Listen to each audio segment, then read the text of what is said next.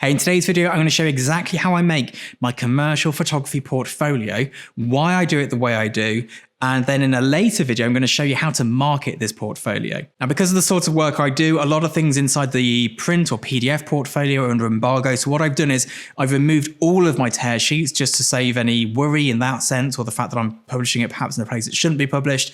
And I'm going to go through everything but that, but I'm going to talk about how that bit works anyway, because it's important, but it's also kind of irrelevant because my tear sheets are my tear sheets. I have very little choice over them. The campaigns I shoot are what I get booked for. And I'll talk about that in more detail further on. Anyway, let's jump onto the computer. Let's get into InDesign and let me show you through it. Now, I am not particularly swish at InDesign. I had a friend build the template for this, and I'm going to see if I can get that template and sort of upload it as a blank for you guys. You can also copy the template should you want to. It basically works in a way that it can be sent as a PDF, as an export, or I can print it into a book, which I'm yet to do. But there we go. This is how I work it. Front page, I have my name and an image, and I've chosen this image because it sort of is the true representation of what my work is about. Now, you'll have noticed at the start I said I'm not including any of my sort of tear sheets, and we'll get into that as we go along. But this here, everything I show you, I think, no, bar the odd one, which doesn't have brand identities on it, wasn't paid for. It's my own work. It's my personal work. And this is what people want to see.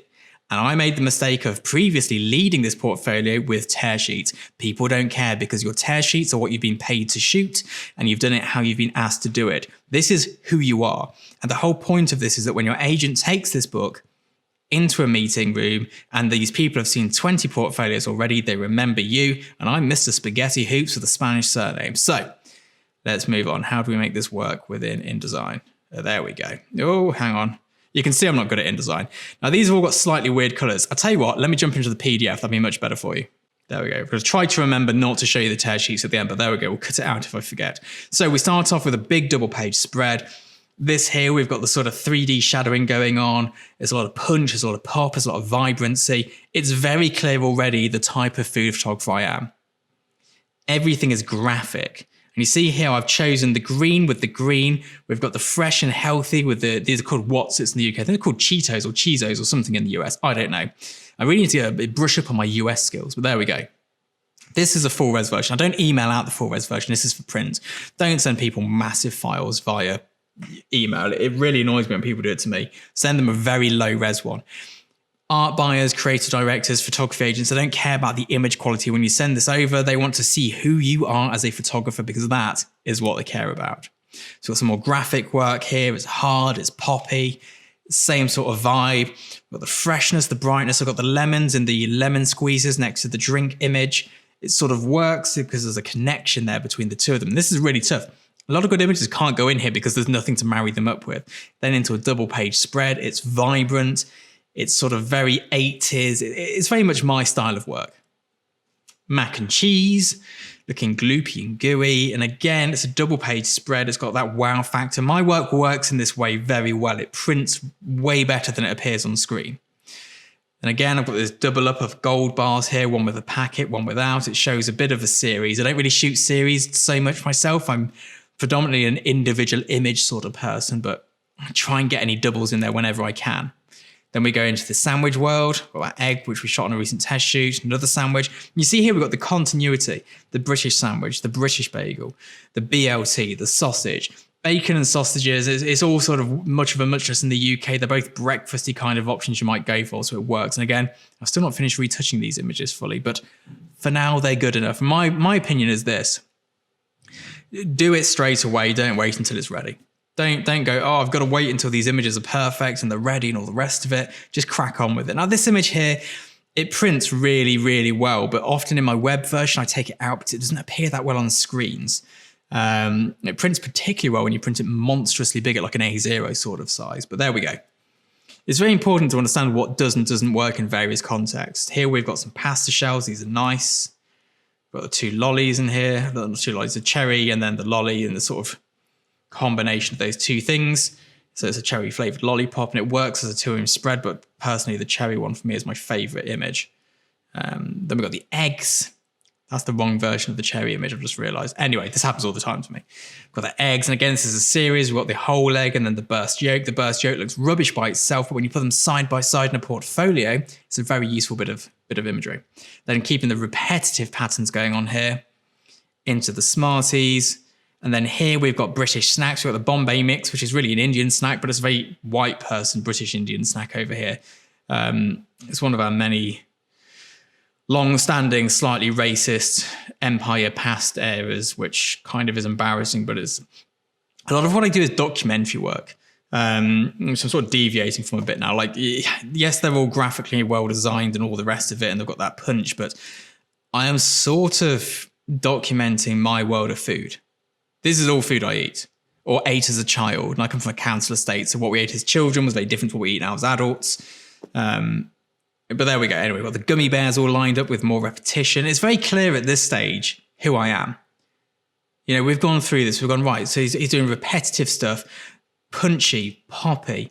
We've done the two here on the solid backgrounds. We've got the bread and then a picture of some yeast. So we know it's a sourdough starter, which made the bread. And between the two of them to tell a story, individually, they don't work. So I have a lot of images that only end up in one place and don't end up elsewhere, or at least they don't look good elsewhere. And here we've got the caviar, or I think it's like cod roe, perhaps. I can't remember which roe this is. And then the blueberries, and it's showing, you know, it's two very different things, fish, eggs, and fruit. But you can see the graphic similarities between the two of them. And maybe I'm just trying to think of reasons why they're in here. I think we've got two Smartie versions in this particular one. There we go. We've got the ice creams. Then we go into the drinks. So you see this as a sudden shift. Very sudden shift.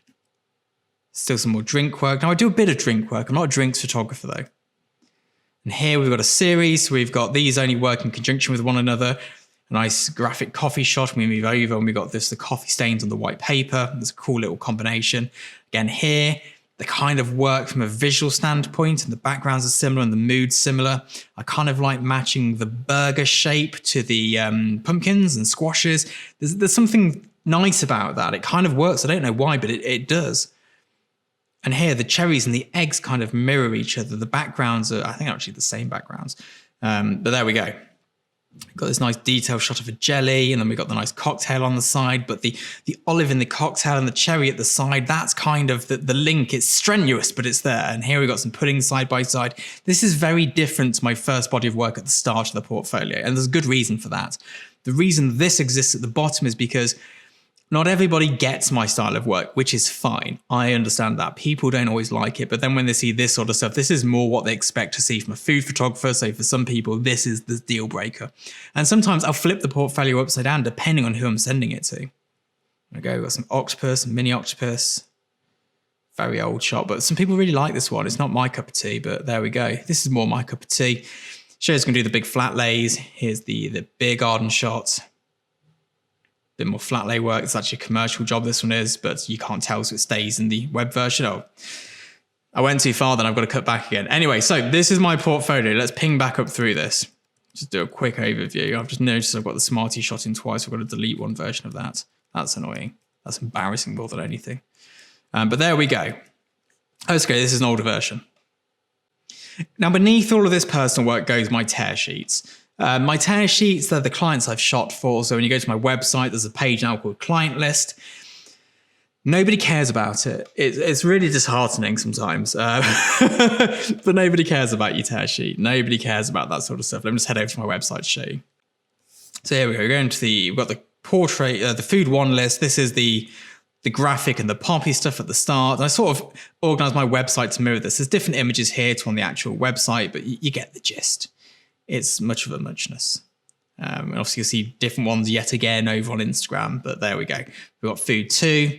This is the stuff which people kind of expect to see as food photography. This is what the general public see as food photography, even though they probably see the other one more often unless they happen to buy food photography magazines. But there we go. It's that like moody sort of stuff. Got my portrait work that I don't share unless I have to, but this is a sort of, we've got a famous chef who needs a book cover. We need some celebrity photography doing it. It's something I used to do. Don't do it anymore. Does not go into my portfolio because it dilutes my message. My website it doesn't really serve much of a purpose, to be honest.